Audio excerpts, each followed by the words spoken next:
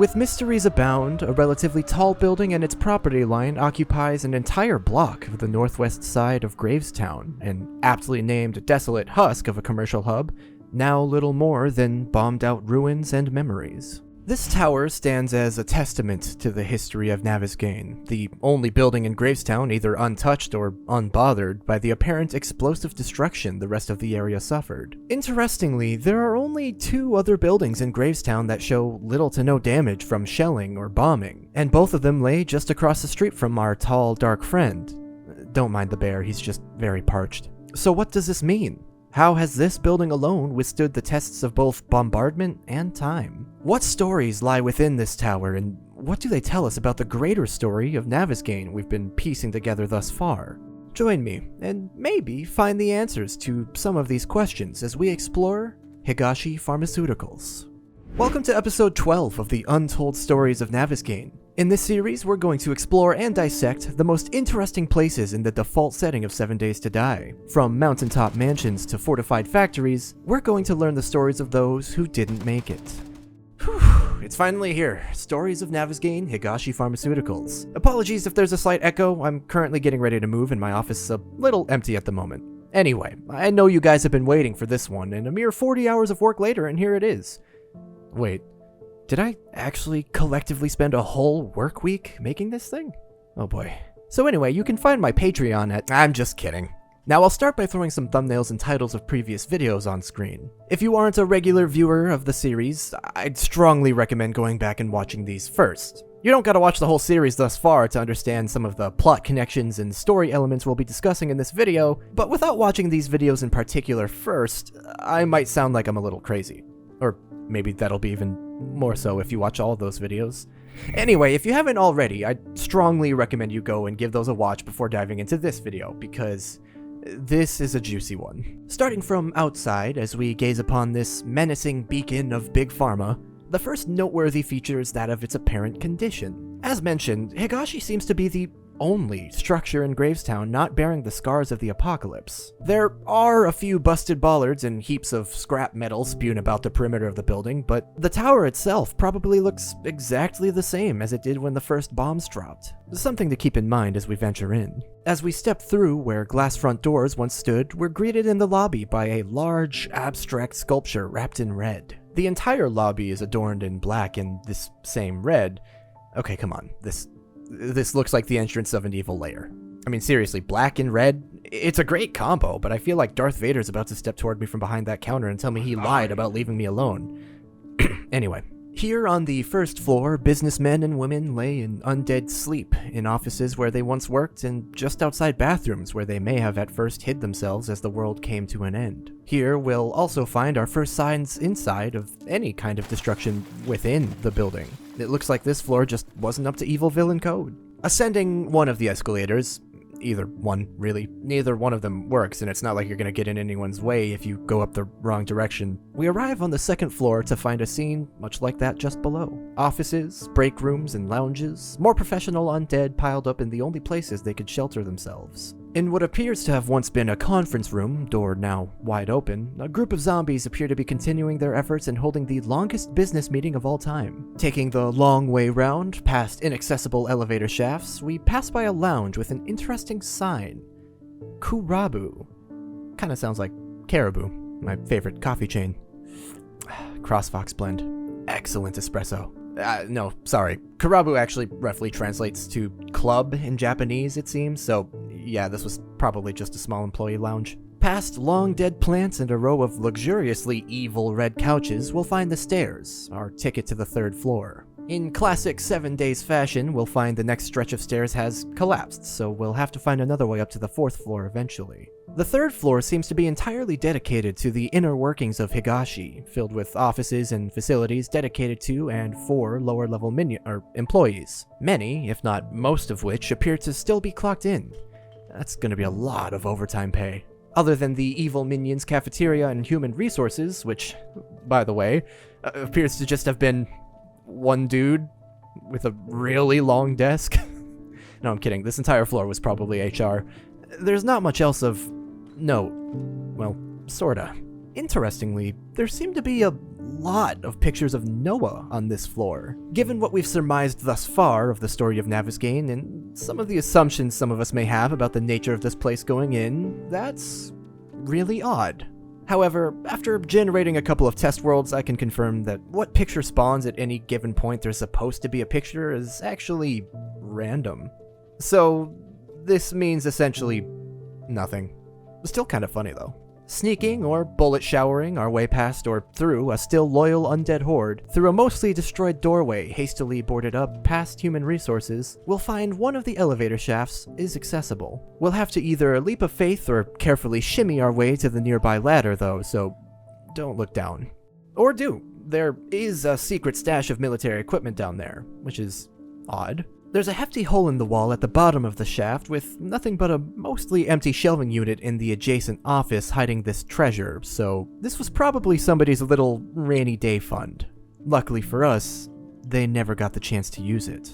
Climbing the ladder up to the 4th floor where it can take us no further, we arrive at the chem lab, and this is where it starts getting really interesting. Here on the chem lab floor, the black and red facade is dropped and replaced by what was once probably a hazardous yellow. Business suits are traded for hazmat, cubicles for testing chambers, and bookshelves for laboratory equipment. And instead of lounges, here we'll find strange large cylinders with large viewing portals of glass to their fronts, some empty, some still occupied. Most of these chambers are lit by a single fluorescent tube light, although a single chamber in its own dedicated room is lit ominously red. Each of the chambers is surrounded by grates, perhaps for drainage, and are, or at some point were, occupied by people. Well, depends on your definition of a person. Within at least 1 or 2 of the cylinders are rotting reanimated corpses, ostensibly test subjects of some kind. But what was being tested exactly? Why the hazmat suits, and why are the test subjects so monstrous compared to the rest of the undead occupying this space? Well, I have my theory, and hopefully that's why you're here. You see, if we run with my theory of the Duke, his plans, and his struggle against Noah, these specimens were indeed once human, probably infected with the zombie flu plaguing the entire world. The hazmat suits were necessary for anyone who might come in direct contact with them, because these were candidates for the Duke's army. Trapped in a cylindrical chamber, probably submerged in an inert solution, these people probably volunteered for clinical studies seeking a cure for the disease that threatened all of humanity. They were scared and desperate. They didn't read the lengthy and jargony waiver they signed when they agreed to these studies, and they had no idea they were being tested not for a cure, but for a use. The Duke saw what was coming and saw an opportunity for perhaps the maddest power grab anyone had ever seen. With Higashi, he had the resources to take these zombie-like, mindless, terrified people and experiment. Experiment with radiation, various chemicals, possibly even with other diseases, attempting to create the ultimately strong and mindless soldier. One that would charge directly into certain death for him, not with pleasure or with pain. One that felt nothing at all, or at least was in so little control it didn't matter. Here, I believe, the Duke used Higashi to create his army. Perhaps those in the know at Higashi were aware of what was really happening. They were promised a spot at his side when the end came and the Duke was supreme. Perhaps they were unwitting participants, genuinely believing they were fighting the good fight against a hideous disease. It's still possible I'm off the mark with the Duke's involvement here, Noah's part in this story, Higashi's part, but all signs I'm reading point to this story, so we're gonna keep rolling with it. Assuming that is in fact what was happening here, one big question remains. Was he successful? Did Higashi succeed in creating the Duke's perfect soldier? Based on the oldest Fun Pimps video we've got, discussed in a previous video of mine, it's possible the zombie hordes in their current state are the Duke's army. That his plan succeeded and he has the secret formula to control them, to send them our way periodically to remind us just who we're messing with, just who we're disobeying, but there's not really any evidence of the Duke having that kind of control of the undead. None of them seem to be capable of wielding any kind of weapon, and in the silhouettes surrounding the Duke in that aforementioned video, it's pretty clear they're doing just that. So, currently, with no evidence to the contrary, we'll assume the Duke can't control your everyday zombie in Navezgane. But that doesn't necessarily mean he and Higashi didn't succeed. Anything further here would be purely circumstantial conjecture, so we'll keep moving. Jumping through holes in walls, winding our way through the remnants of these test chambers, we'll find a busted window granting us access to some construction scaffolding outside, where a trio appears to be putting on some sort of high-stakes, undead acrobatics performance. A single perilous leap and we'll find another hole in the wall leading us back to the stairs, onto floor 5.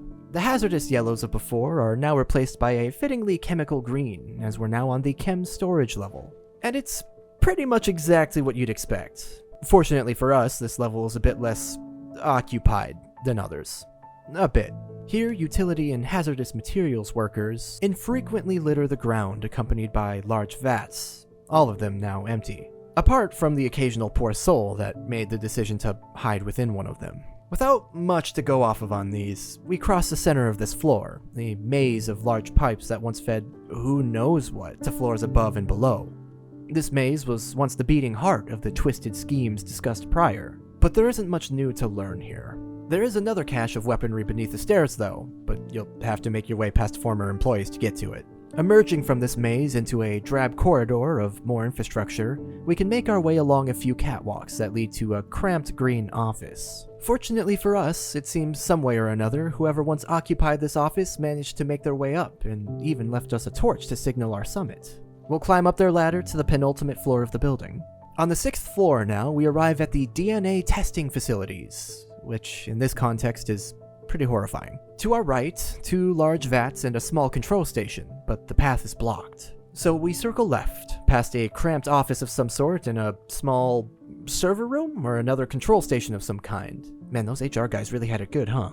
As we continue our circling of the 6th floor, we'll shortly find the magic. Half a dozen more tall, hulking husks that were once human. If we aren't careful, they'll smash open the glass viewing ports of their testing stations and assault any living being that crosses their path. Interestingly though, they don't seem to mind any longer the former hazmat suits, doctors, and utility workers that kept them here years ago. So, what exactly is going on here? DNA testing? For what? Full disclosure, I'm not a medical doctor of any kind, surprisingly, but I'll do my best to make some mildly educated guesses. DNA is essentially an organism's manual for how it should develop. It's like the instructions you get for building IKEA furniture, except not terribly vague, and instead of building a cheap shelf, you're building a living organism. So, if below they were conducting tests and trials directly on zombie virus-infected people, up here it's likely they had several goals pertaining to the Duke's Dream Army.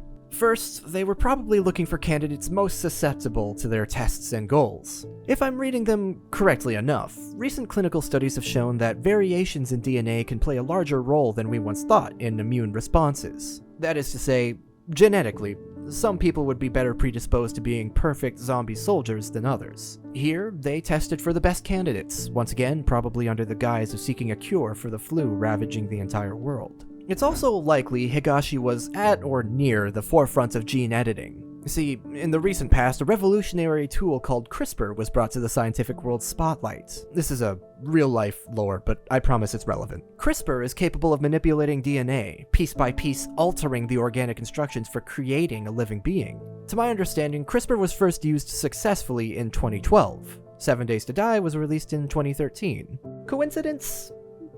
Maybe, probably. Either way, the science for modifying DNA does exist, so why wouldn't Higashi have it? They were not only developing a way to turn their patients into perfect zombie-like soldiers, they were attempting to make the process perfectly replicable via DNA editing. Maybe. There's still some room to argue that they were, in fact, seeking a cure for the zombie disease, and I'm way off the mark, but given the consistency of zombie whites within the various testing chambers, I'm still sticking to this story for now. As we navigate our way past these unfortunate test subjects, passing by 2 separate chambers containing boars, interestingly enough, we'll enter the central chamber of the DNA testing facilities. We'll have to pass through here. Within this particular chamber, we'll find 5 people. Just normal people, sans the hazmat suit. Well, not people. They're definitely zombies now, but these aren't the horribly scarred whites we've seen crashing through the testing chambers outside this room. These were probably candidates for such tests. Once hopeful they could be a part of finding a cure, now left to rot, still waiting on those lab results. We'll leave them to that, exiting this facility and making our way to this open elevator shaft. we can walk along the top of the rusty old elevator and climb the ladder up once again, now to the 7th floor. Funny enough, here at the top of this tower, we arrive at the trials facility, the most regular hospital-looking floor in the entire building. Immediately before us, there are bathrooms on the right and a reception desk greeting the elevator. To our left, there's a waiting room or lounge of some sort with a single busted window. To continue, we'll need to carefully climb through it and navigate part of the roof of the structure, as well as several eager undead and angry dead birds, to another busted window on the other side leading into an office of sorts. From here, we can start to make out what might have gone down on this floor years ago. In this small office, several simple chairs glimpse through thick glass into an even smaller enclosure. A hospital bed, a small computer setup, and some medical charts are all that occupy this room. Well, except for the former patient. The medical charts seem to depict brain activity. I'm no neurologist, but if I had to place a guess, these are either scans of different parts of the patient's brain separated by y-axis, or they're showing large changes in activity around the precentral gyrus? I don't know. The part of the brain that controls voluntary motion. If the latter were true, it's very likely that one of many trials occurring here had to do with eliminating a subject's ability to physically control themselves. Something one might argue is quintessential to being a zombie. If this is the case, it may be that the subjects undergoing these trials were completely aware of their surroundings, their actions, and probably retained some level of control over, maybe, speech? But they'd be vegetative. Zombie-like. Huh. Further evidence that zombies as we know them in Navezgane have their origins in this building? Or perhaps this is a case of Holden reading way too deeply into a minor detail. I'll leave that up to you for now. Wandering away from this possible nightmare and meandering through the halls of this level of the building, we'll find many more scenarios much like the first. Simple setups of hospital beds and charts depicting similar situations in other brains and spines. There's one other detail that we simply cannot overlook, however. In the halls, in the closets, around corners, and lining the walls, there are dozens of body bags littering the floor. The big question about these is, were they here before, or did these pile up in the days after the world began to crumble? My best guess? Both. At the northeast corner of the trials level, we'll find a room that seems to be dedicated to a dozen body lockers, or mortician's drawers, coolers, whatever you want to call them. The room is quite cramped, as 11 filled body bags occupy the side of the room opposite the lockers. I'd wager these lockers were often filled and emptied and filled again in the initial phases of this level's tests. With the infrastructure that once took care of the bodies crumbled, however, there was nothing to do but lay them elsewhere in this room. As people were ordered to shelter in place, slowly the bodies piled up. Patients, visitors, staff, one by one, they too fell to the zombie disease, or to dehydration, or starvation, or perhaps even to each other. Though the bodies could no longer be taken away, there were still enough body bags to go around, so they ended up wherever, in unceremonious piles, until there was nobody left to zip them up. Those are who we still see undyingly occupying this level. Those who outlasted the rest. It may not be all doom and gloom, though. Just outside of the largest medical room on this level, we can find a couple of chairs, a cooler, and a still-burning barrel. On the other side of the ledge these sit upon, a makeshift tent, some luggage and trash, and a makeshift chemistry station. Perhaps a couple of people were able to survive out here for a while. Maybe they were able to descend the tower and escape. Maybe they took their fates into their own hands and, well, were pretty high up. Okay, it could still all be doom and gloom, but there's evidence at least someone lasted a bit longer, and there's no evidence they died out here, so maybe. Back inside, we pass a cozy corner office and once again find our friends the stairs. It's time we hit the roof. At first, the roof seems to actually be the most pleasant place in this building. Or on this building? Restrooms, a kitchen, lounges, pleasant patios, gardens, and even a billiards table make this seem like it was some kind of penthouse suite. Though the lack of any kind of bedroom insinuates this was more so a place for the Higashi elite, clients, and other people of import to hang out and discuss business, like taking over the world or something. It's quite likely the Duke himself once stood here, with a nice aerial view of Gravestown, plotting, sipping on a martini or whatever villains drink. There's even a healthy stash of weapons, ammunition, survival supplies, all sorts of goodies stowed away in what was once probably some sort of mail or delivery room. It's unclear, however, whether people hiding out up here ever had access to this room. Taking a peek around, we can find over a dozen people hiding away on the roof. Construction utility workers, business people in suits and dresses, and even a few people in casual clothing, perhaps candidates for trials or even visitors. Some people seem to have been hiding from something behind couches and walls, while others seem to have perished right where they were relaxing. Military? The Horde? It's hard to say what did these people in, but the majority of them seem to be at the very top of the building, on a helipad. Desperate survivors with their pets and what luggage they could muster probably died one by one huddled here, all waiting for a rescue that would never come. For what little it's worth, it seems those who spent their last days here at least had it a bit better than those below them. Maybe they even got to enjoy the show as the area was bombed out all around them. That's pretty horrific actually, but hey, what else is there to do in a World War III zombie apocalypse? So having explored Higashi Pharmaceuticals in its entirety, let's put together the full story as succinctly as we can. Years ago, Higashi was synonymous with health and medical advancements in Navezgane. In this building, tests and trials were conducted that once probably saved thousands of lives and alleviated the pain of many. However, as the end drew nearer and nearer, one man known to us now only as the Duke made the right people the right offer. Drug trials and research into cancer shifted quietly to further the Duke's plots. When the zombie virus grew into a fully fledged global pandemic, people flocked at the opportunity to receive state-of-the-art experimental treatment. They probably thanked their lucky stars that such a wonderful place as Higashi Pharmaceuticals was based right here in their county. But the truth was kept hidden. As souls were lost in the pursuit of a perfect, mindless soldier, they were easily waved off as casualties of the epidemic. The bodies piled up, but nobody batted an eyelash toward Higashi. They were working toward a cure, of course. They couldn't save everybody. This disease was nasty, and it would take time and resources to come up with a cure. But eventually, it all came crashing down. Nuclear strikes accompanied by exponentially growing hordes of the undead ravaged the entire planet. The supply chain was broken. Shelter-in-place orders were made as authorities scrambled to send troops where they were needed most, and to destroy what they couldn't secure against the growing undead threats. As the city of Gravestown was bombed out below them, the occupants of Higashi's tower did all they could to survive. They hoarded their office snacks, coveted what water remained. They sheltered and prepared for the bombs to strike their building too. But they never did. For some reason, Higashi seemed to be the only building here that wasn't targeted. In fact, even more so, it seems it was very specifically avoided by the bombs. Was someone in command holding out hope that Higashi could have a breakthrough? Was it deemed too important to risk losing? Or was this perhaps also in the Duke's plan?